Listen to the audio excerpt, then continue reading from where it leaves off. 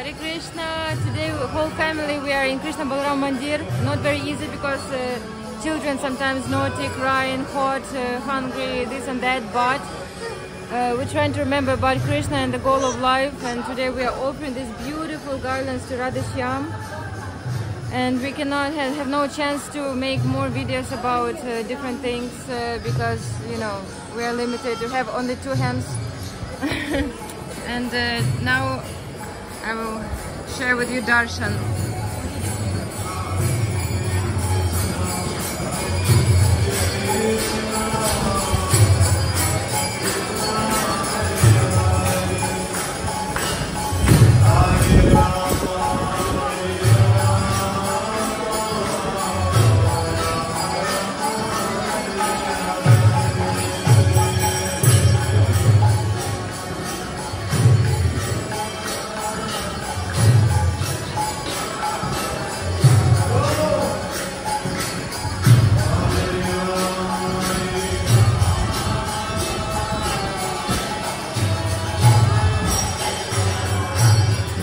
Hare